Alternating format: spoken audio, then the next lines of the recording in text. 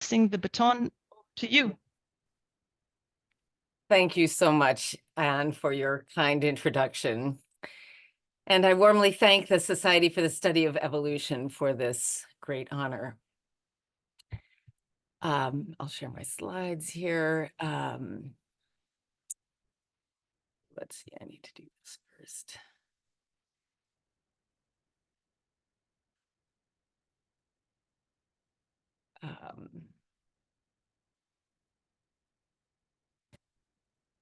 Okay.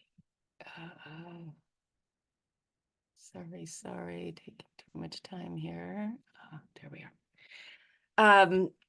I deeply appreciate your recognition of the work I've been so fortunate to do alongside inspiring colleagues. I've been ever more cognizant of the very many people I've had exceedingly good fortune to interact with over the years.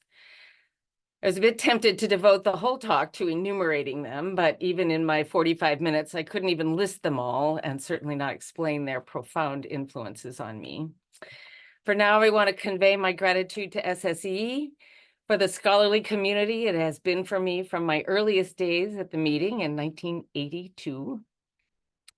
You, my colleagues then and now, have awed, edified, inspired, challenged, and encouraged me. I'm profoundly grateful for this society and for you who make it. So in turning to my evolutionary content, I appreciate this opportunity to present findings from recent work and touch on its wider implications. And also in establishing context for this work to underscore some key principles that have deep history within evolutionary biology, as well as ongoing societal importance. And at this point, I also want to note that my talk aligns in interesting ways, to me, interesting with the talk that Ophélie Laurence gave yesterday morning. I hope many of you heard it. You'll see that I've approached these questions in different ways, but if you missed her talk, I strongly encourage you to catch it when the video is available. So to frame my talk, I want to focus on first question here. What can we expect for rates of evolutionary adaptation currently and into the future? And then as a broader question, how do such insights bear on broader efforts to sustain our biota subject to rapid environmental change? So I won't even, of course, completely answer the first question, and I'll leave this second question as just sort of a background question. I won't even return to it, but I know that the capacity for populations to adapt and persist through environmental change is on the minds of all of us. And I hope this work is germane to that. So here's my outline. I will be providing a pretty long introduction or develop context for the empirical work I'll be talking about. And when I turn to that, I'll be talking about our work to establish the capacity for ongoing adaptation of several plant populations, and then at the end, the extent to which that capacity is realized in adaptation. So as context for this question, I want to acknowledge that Darwin, in laying out his theory of adaptation by natural selection, emphasized his expectation that natural selection would act very slowly, only at long intervals of time. And of course, I think we all appreciate enormously Darwin's many tremendous insights. But I think we can also acknowledge that this emphasis delayed direct study of natural selection in actual populations, so discouraging as it was that we couldn't expect to observe this in human lifetimes. But soon after The Origin of Species was published, there was an example brought forward that was historically documented, and this is the evolution of dark wings in Lepidoptera in Britain in conjunction with the pollution that came, air pollution that came about with industrialization, the Industrial Revolution. But even then, at the time that I started my graduate work, when Doug Fatuma's textbook on evolutionary biology had just come out, this was the only example of response to natural selection in historically documented time. But there was a more recent example that made a big impression on me. This is the work of my PhD advisor, Janis Antanovics, with his fellow graduate students and their advisor, Tony Bradshaw, working on the soils that were heavily contaminated with metals, mine tailings in Britain, and demonstrating that there had been adaptation to these toxic metals, as you can see here in this transect, data from this transect across this same boundary where there's pasture on one side of this wall and the still polluted soils on the left. This could be dated to less than 100 years earlier when the mines were abandoned. And so this sort of shortened the window of how rapidly adaptation could proceed. Now, of course, there are many, many examples of very rapid evolution, and I'm sure many of you have your own favorite examples. This is a particularly striking one to my mind, where following the introduction of Roundup herbicide, glyphosate, there has been adaptation of evolution of resistance to Roundup of at least 48 species in just about 25 years.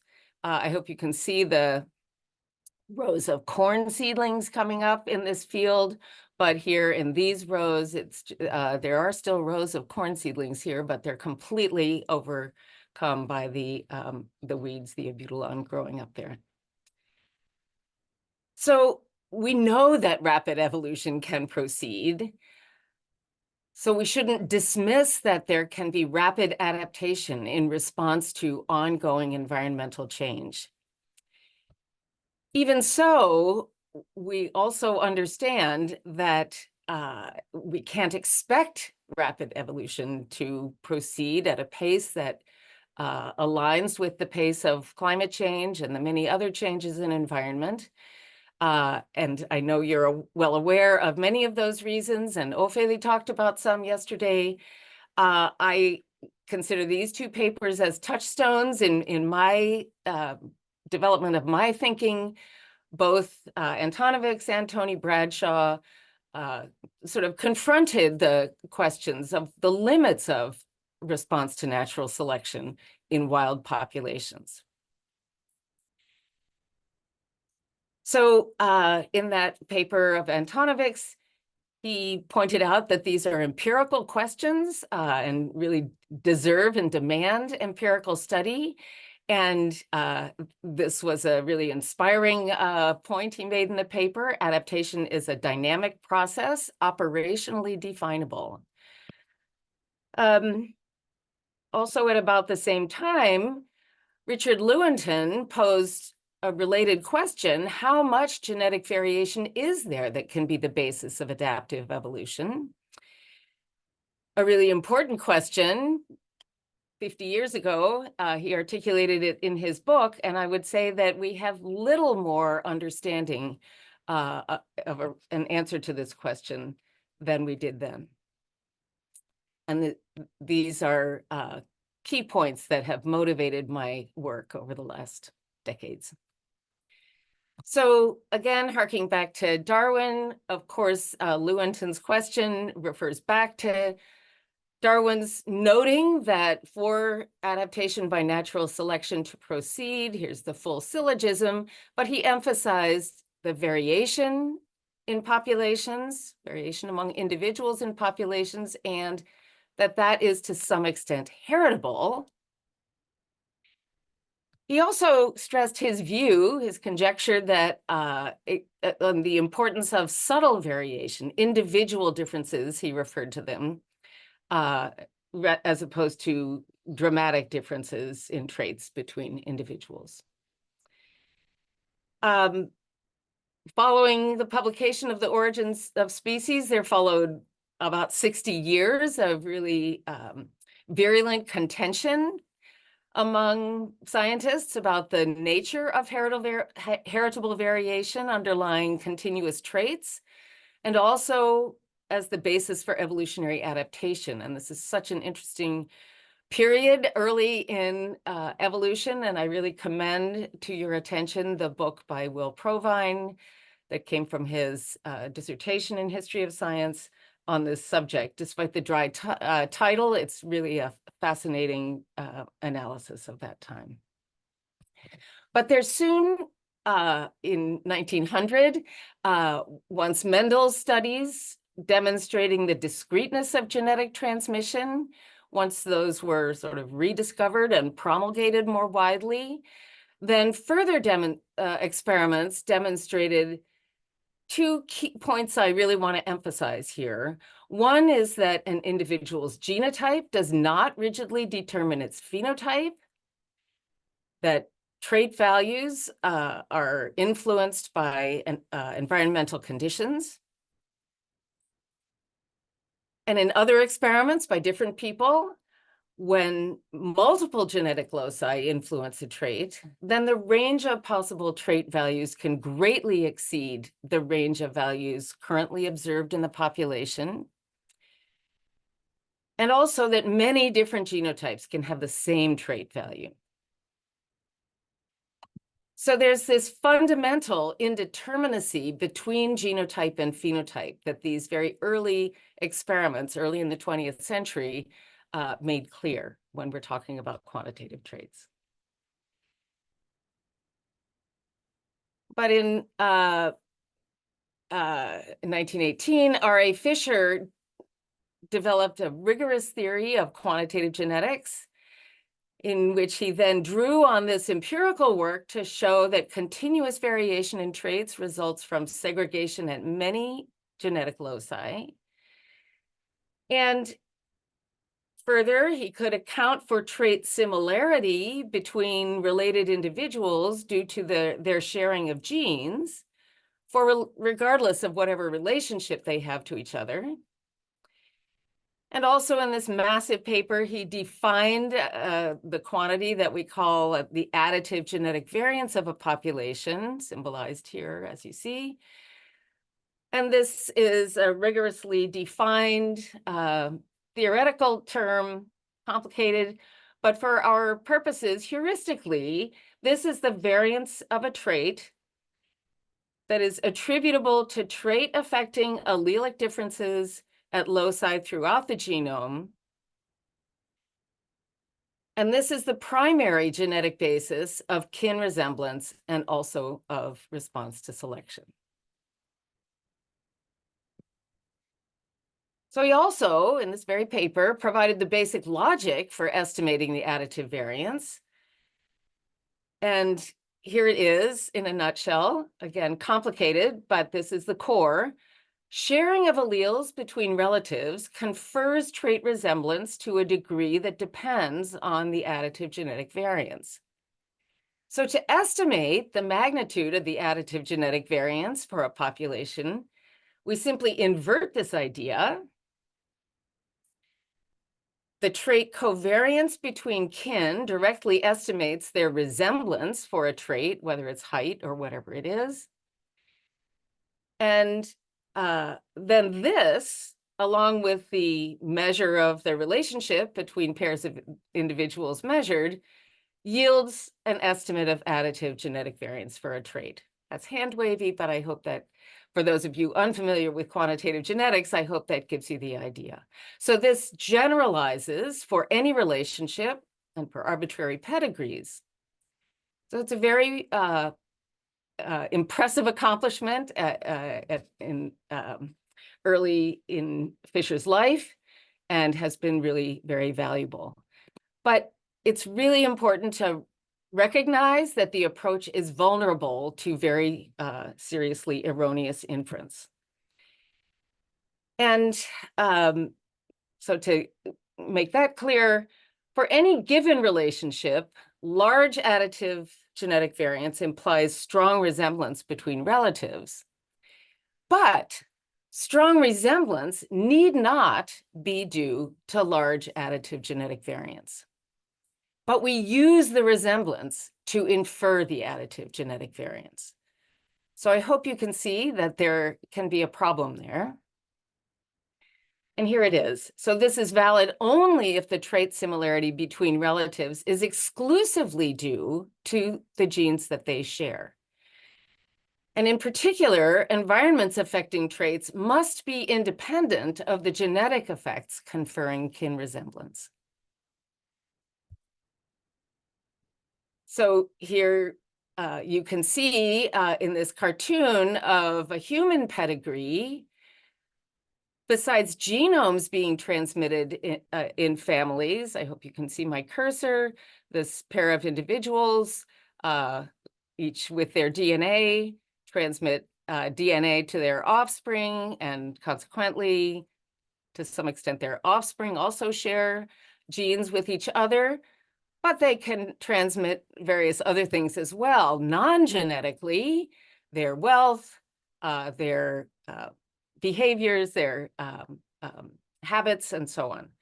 So there is great potential for confounding between non-genetic influences on traits and genetic influences on traits in their transmission through populations. Now, this is an issue that we now recognize affected the work of Francis Galton, Darwin's cousin, who shortly after the publication of The Origin of Species was himself trying to understand the nature of inheritance, which Darwin and no one else understood. So he was, in the effort to do this, he gathered data on human populations of offspring parent pairs. The data shown here are his data for height in human populations, and he pioneered this approach to use linear regression to find the linear relationship between offspring and parent values, and found these very strong resemblances. And from this, inferred that this is entirely due to genetic transmission, as we would say today, not in his language. And he ignored or didn't think about the possibility of other modes of inheritance. And from this work, he inferred genetic determinism of many human attributes, not just height, but also intelligence, eminence, social standing. And this made such an impression on him about the importance of genetics in social attributes of individuals. He coined the term eugenics and advocated a eugenic social program that is preferential breeding by and between people of high attainment. So many other scientists endorsed Galton's promotion of eugenic policy. I've been glad to learn that some scientists pushed back on it, but this was really the widely believed interpretation of these data. And also many in society also endorsed these views. And of course, there were horrific consequences, as I'm sure you're all aware, consequences that cast a very long, very dark shadow. So now that it's well understood that there can be great confounding between non-genetic and genetic effects in transmission through pedigrees, it seems that we should not have this as an issue to be concerned about. We can all take care of to address it in the present day. But in fact, slides are not, oh no. Oh, there we are.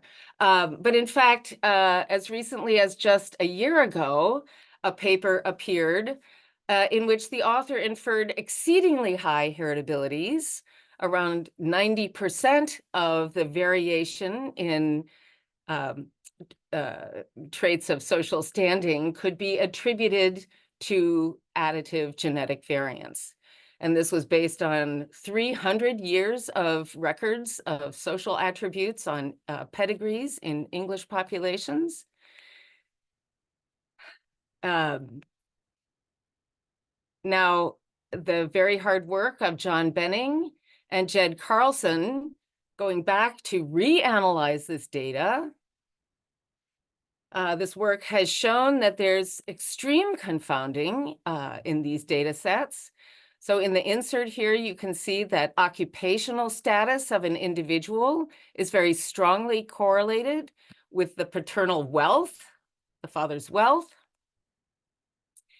And that's just at the individual basis. But if we take that idea and look at the correlation in occupational status between pairs of individuals of whatever relationship, so here you can see parent-child, full siblings, grandparent-grandchild, and relate the correlation in occupational status to the correlation in paternal wealth, the wealth of the fathers of both individuals, you can see that there is a very strong relationship.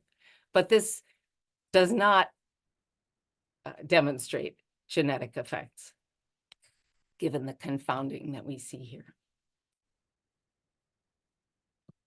So how do we proceed with quantitative genetics? Trait expression strongly depends on environmental conditions, which are commonly confounded with genetic differences among individuals. And I want to emphasize that experimental randomization over environments eliminates this confounding. This is very important for us in our studies of whatever organism that we study. Certainly with humans, experimental manipulation is ethically barred. But with other organisms, experimental approaches mitigate confounding. Even so, care with inference is needed, but it does address this issue. So just to underscore, quantitative genetics is indispensable for assessing the magnitude of genetically based variation in traits and thus predicting rates of evolutionary response to selection. So it's what we can use to address this question of Lewontin's, and we can use this idea of the operationally definable aspect of adaptation. And as one more point, as background, fitness is also as a component of that operationally definable, as I show here. So this is the symbol for absolute fitness, which refers to, for an individual, and an operational definition of absolute fitness is the number of offspring it contributes to the population. And given that definition for a whole life cycle accounting of fitness, then the average fitness for a population is represents its growth rate demographically, but it also represents its degree of adaptation to its current conditions wherever it's growing. The additive genetic variance in fitness is the variation in fitness due to allelic differences at loci throughout the genome. So we have those definitions. And in later work, R.A. Fisher derived a really important result, which he referred to. He thought it was so important, he called it the fundamental theorem of natural selection. And that is his finding that the genetically based change in mean fitness from one generation to the next can be predicted from the ratio of the additive genetic variance for fitness to the current mean fitness of the population. So we can estimate these properties by quantitative genetic approaches, and in this way predict the rate of adaptation. And in that way, try to address this question, what can we expect about rates of adaptation into the future? So for the empirical work I want to describe, I'll introduce here Chemicrista fasciculata, partridge pea. This is a species that had been used by other evolutionary biologists before Julie Ederson introduced it to me and did her PhD work on it in my group. It's a member of the legume family. It has an annual life history, which is certainly convenient for doing lifetime accounting of fitness. It's hermaphroditic and self-compatible, but it's largely outcrossing, and it has a very interesting pollination syndrome, buzz pollination by bees, and that's the last I'll say about that. It has a very wide distribution in North America. So all of the light green counties are counties where it's known as native. And this is the focus of the work I'll describe. So I emphasized experimental approaches. And here I'll give an overview of some of the key ones here. For the experiments I'll describe, to do the genetic inferences, we carried out a crossing design, hand pollinations, as you see Rachel Payne doing here, where we designated individuals as pollen parents, a random subset for a population, and then a random subset of individuals as pollen recipients. For each parent, assigned 3 ovule parents for the matings. And this nested crossing design is a very standard design within quantitative genetics. It's a very efficient design. And each X shown here in the table then represents a full SIB family, and all the X's within a column represent a paternal half SIB group. And this is important for the quantitative genetic inference that we do. I just show this for 2 pollen parents here, but this whole approach was carried out for about 50 pollen parents per population. So for this study, we chose 3 populations that would be our focus to assess their capacity for ongoing adaptation, 2 in Minnesota and 1 in Iowa. So we carried out these crosses, we obtained samples from each population, and then in the greenhouse carried out these crosses within each population. And then in the course of doing the crosses, we obtained enough seeds to be able to do outplantings into the field for 3 successive years of the same progeny sets. And so then we did plant them back into their home sites, so each population into the site from which it was originally sampled, and carried this out for 3 full life cycles of these pedigreed populations. So just to give a little more detail and reinforce this, so the pedigreed populations were planted into their source sites so that we could see the expression of genetic variants for fitness in realistic environmental conditions, the conditions to which those populations presumably had been adapting for possibly decades or more.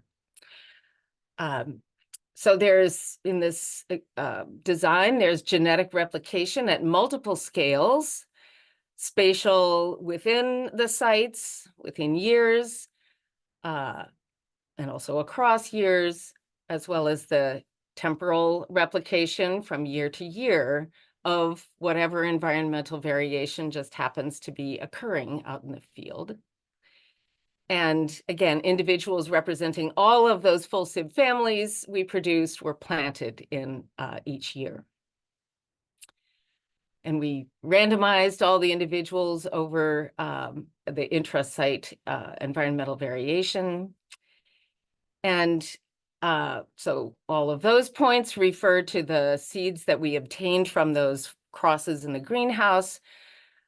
But the additional point I want to make is that as we followed those individuals through their life cycles in the field, I'll say a little bit more about that in a minute, that at the end of the season, we also collected their seeds And those offspring were then planted in the succeeding 2 years. So together, by this design, we've prevented confounding between genetic and environmental influences on fitness, and this enables direct study of interaction between genetics and environment. So this work involved a lot of people's hard work. Here again is Rachel, involved in the planting the first fall. Seema Sheth was here as a postdoc to launch this project. Mason Kolbaba then joined us as a postdoc to carry it through. We had the valuable involvement of Vince Eckhart, a faculty member at Grinnell College. And here you see him with his students at the Iowa site, the students helping us plant there.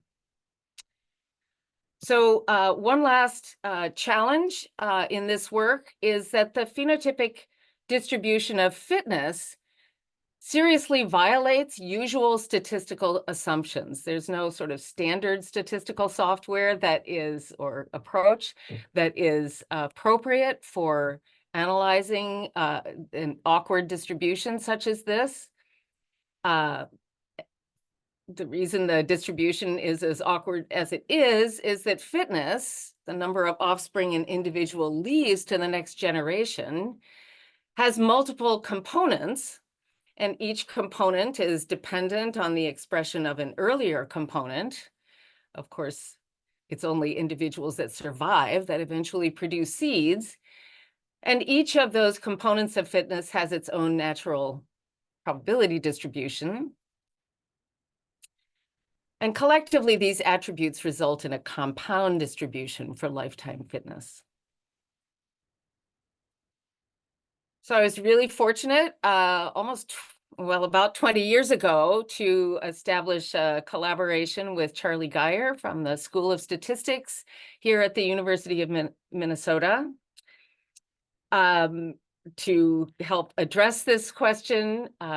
Charlie worked out the theory for the, as he likes to call it, a generalized linear model to analyze fitness data with having these characteristics. So Aster is what we call this approach. Yes, it's a plant name. It's not limited to use in plants. So it's a general analysis for life history data. It employs suitable probability models for each component of fitness and then jointly analyze those components of fitness using a graphical model that accounts for the dependence of each component on the earlier expressed components, and in this way obtains sound inferences about lifetime fitness, including means, variances, and then the sampling variances of those properties. So here to show you the graphical model for the work that we've done here, and this illustrates a bit better the measures that we took on these plants through their lives. When we planted the pedigreed seeds in 1 year, and then in the fall when they naturally would have been dispersing, and then in the spring assess their germination, later whether they flowered, the number of fruits they produced, and then finally the number of seeds. And here by the arrows, I've also shown the sampling distributions that we use for the analysis. So finally, results from this work. From these Aster analyses, we've been able to estimate distributions of the additive genetic effects on fitness. These are analogous, not precisely the same, despite the label here, analogous to breeding values for lifetime fitness. So you have plots for each of the 3 populations, and then within each, a line for each year that we planted those pedigreed cohorts into the site. And we found for each cohort in each site resounding evidence of additive genetic variance for fitness, so standing genetic variation in fitness for those populations, and this in and of itself represents capacity for ongoing adaptation. And here I want to emphasize that up until very recently, the common wisdom has been that additive genetic variance for fitness would be nil in populations. Fisher himself, immediately after presenting the derivation of the fundamental theorem of natural selection, said so himself in the text. The idea being that natural selection would be so efficient, so strong and efficient, it would eliminate this genetic variation. But in fact, here you see that there is plenty. And there's evidence from other studies now as well. We also found very strong genotype by year interactions. And perhaps you can just get a sense of that here, that there were strong main effects of environment, but also genotype environment interactions. So here we have a start on an answer to this question: how much genetic variation is there? At least we can say substantial in populations, even when they're growing in their home environment. And this is contrary to the long accepted expectation that additive genetic variance is nil.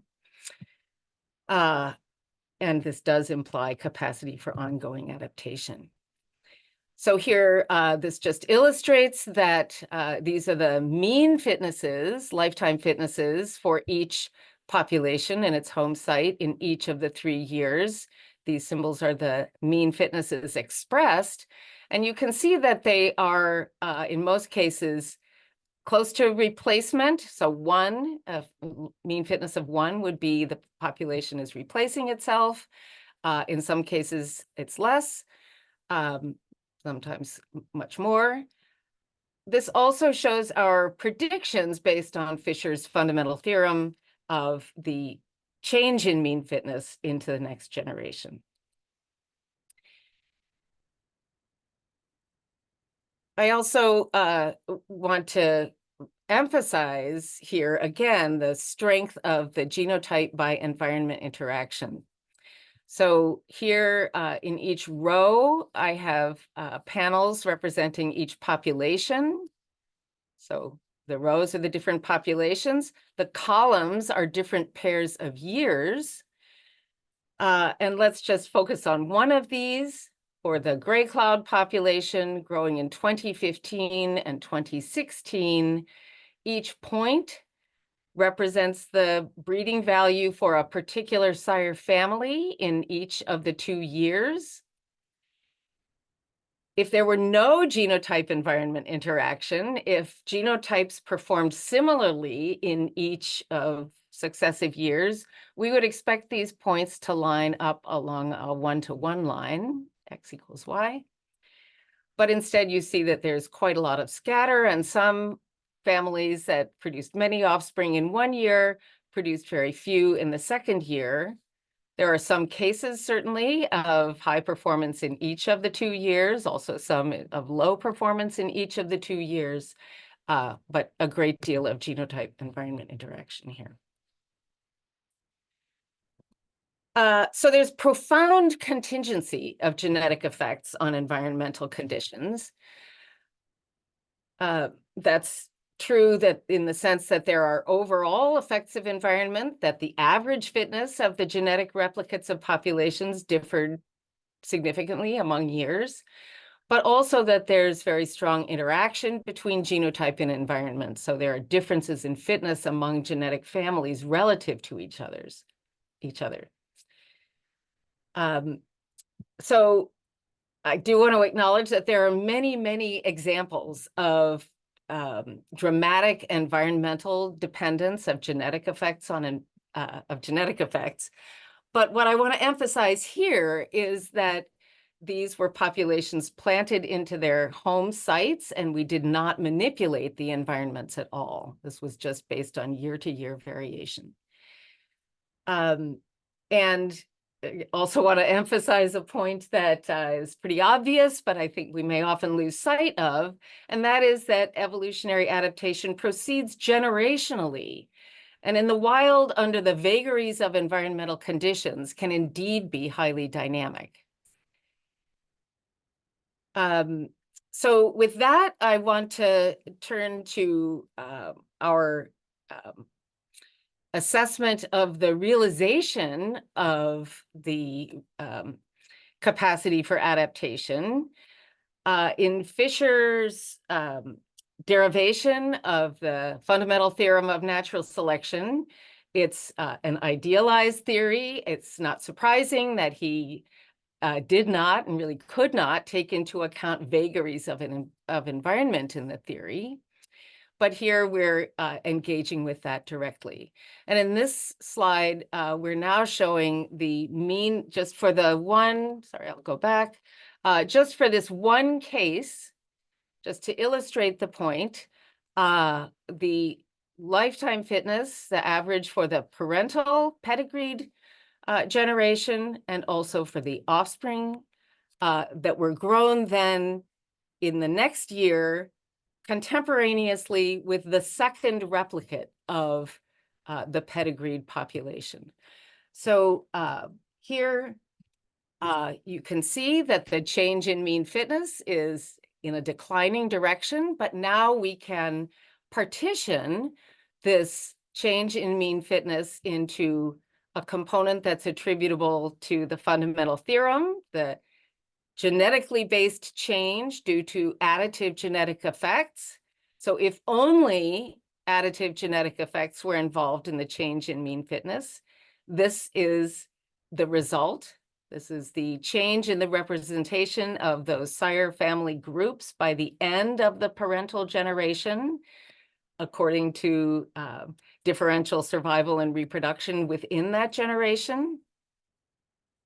If only the differences in environment between years were accounting for the mean fitness of the offspring generation, we would expect it to be here. The environment was poorer for whatever reason in that second year.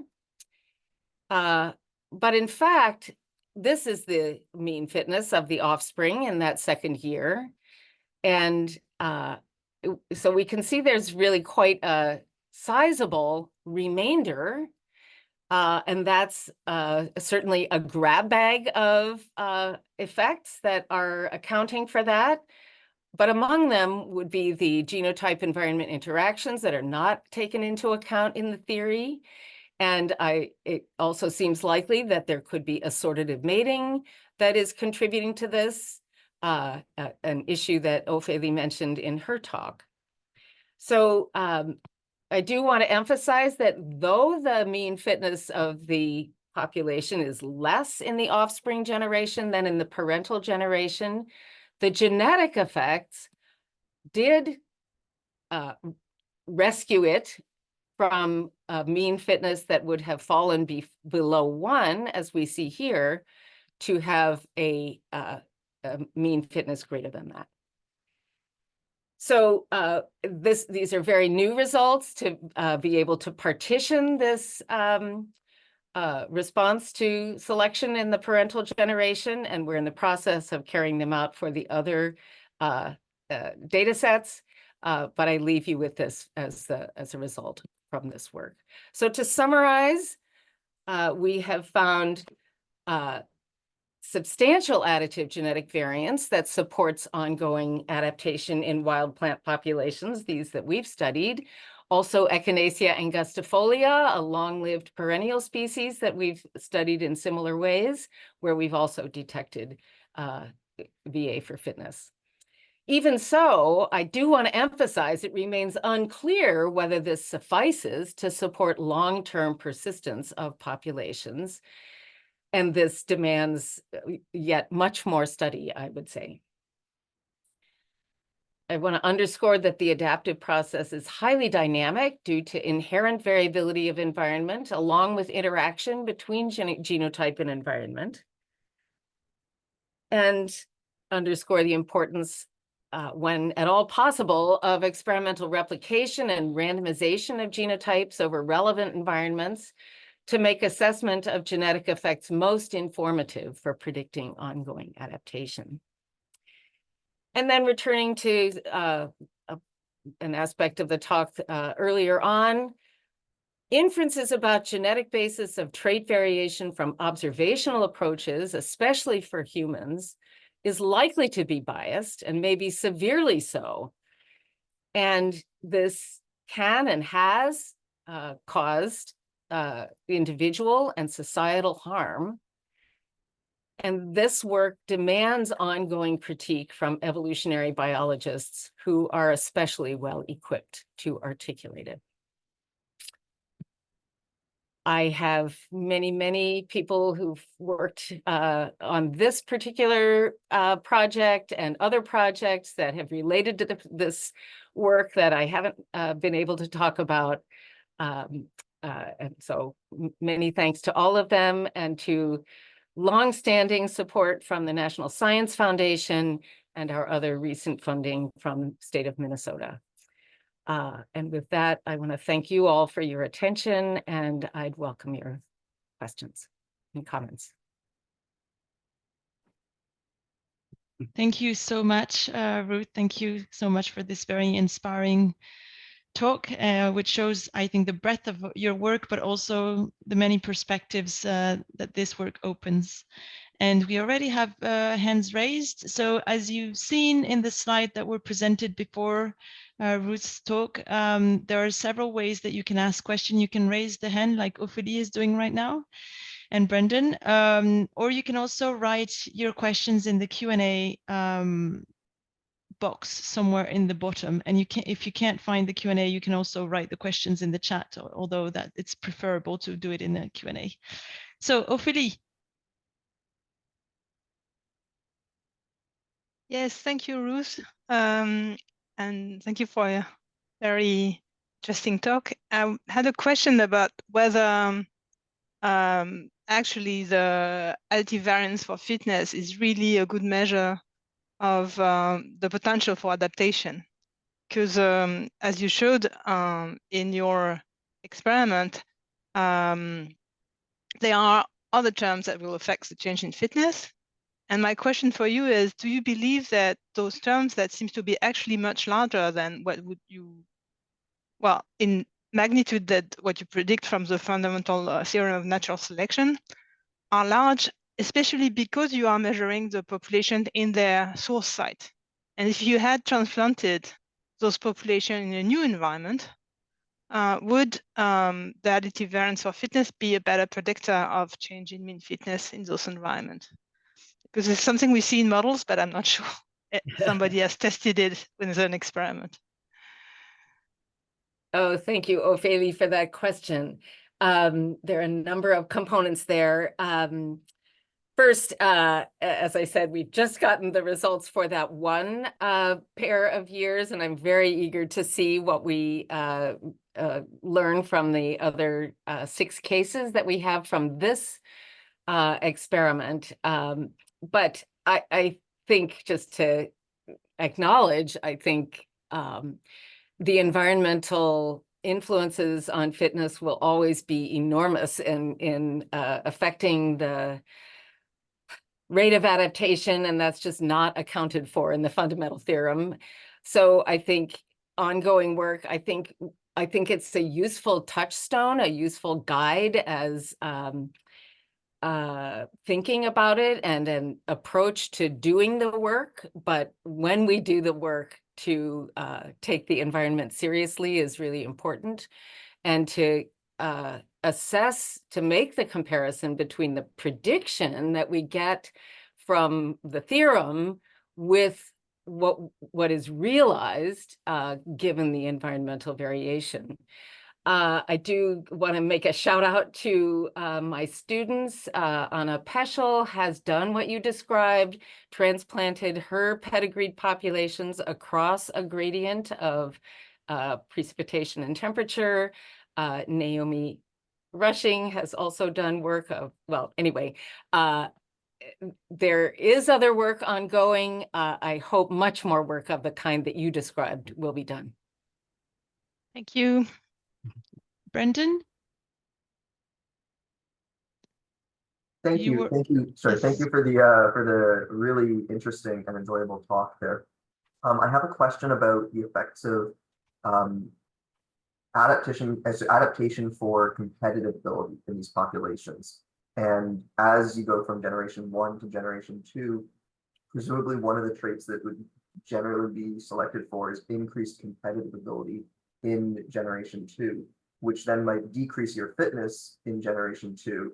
So you kind of end up with this like Sisyphean task of trying to adapt to more and more competition with each generation, but your fitness isn't actually increasing. And so you might see that potential from the genetic variants, but then you don't actually see it manifest as a change in fitness in the real environment. I guess that would just be one of those components of environmental variation. But I'm wondering, what is the role of adaptation and competition in this process that you're describing? Yeah, it's a wonderful point. And in fact, it's really just what you described that Fisher highlighted in his conjecture that additive genetic variants would really decline to zero very rapidly, that the environment, as competition becomes stronger and stronger, that would be the basis. So yeah, just as you said yourself, the crowding that we'd have in the next year and the next and the next would also be part of the environment. In these experiments, we did not manipulate that, but that is absolutely something that I think would be really valuable to do. In a study separate from this with Mason, but also using the same species, we did do an experiment. It appeared in American Naturalist a couple of years ago, where we did some, anyway. So there's plenty of scope for work like you're describing, and I think it would be very important to do. We walled off that issue of changes in competitive environment. My sense with this species is that, yes, it can have very crowded populations. What I didn't mention is that the seeds sort of project great distances from the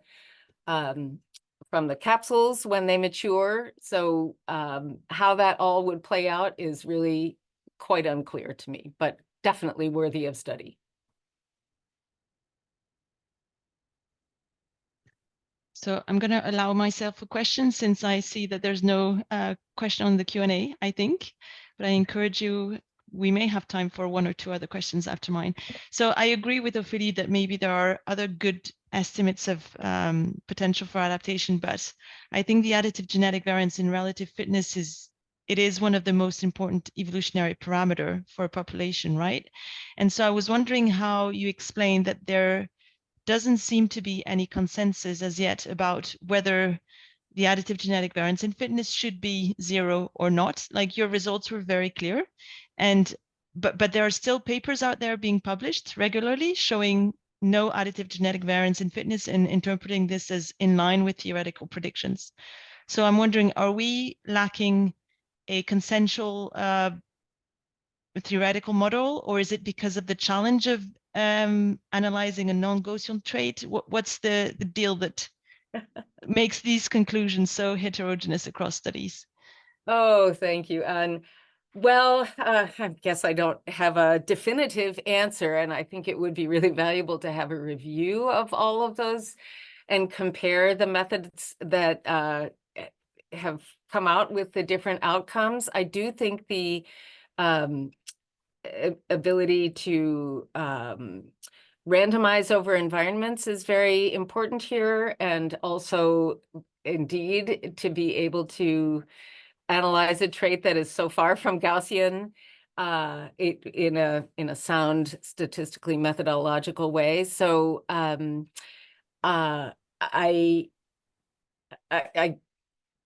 don't have a lot more to say, but you were involved in a paper that also showed additive genetic variants for Non-plants. non-plants, that's right, animals, and it was relative fitness, as you said, as opposed to absolute fitness. But yeah, perhaps you have your own conjectures, but well, I see that people are agreeing that someone needs to be brave here and write a review on the topic. So I don't know who it's going to be, but open invitation. Yeah, exactly. I don't know if there are further questions. Oh, there is one that just popped out. So Julia, if you want to unmute yourself and speak out the question, that's fine, else I can read it. The question is there a lot of variation in mothers' investments or investment strategy in gametes? I guess it's linked to competition also, but is there age-related strategy in these plants? Well, it's not something that we've studied directly. Given that they are annuals,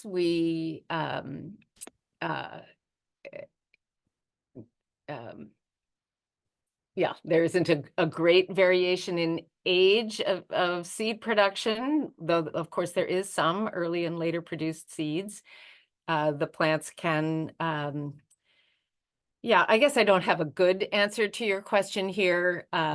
It's again something that could be subject to study. I would applaud that for sure. Thanks for the question. So I'm left to thank again Ruth for a brilliant and very inspiring talk, and thank you all for attending, and see you probably in the next session in another room or at the Montreal In Presence conference that I'm looking forward to. Thank you all. Thank you, Anne, and thank you all. Bye.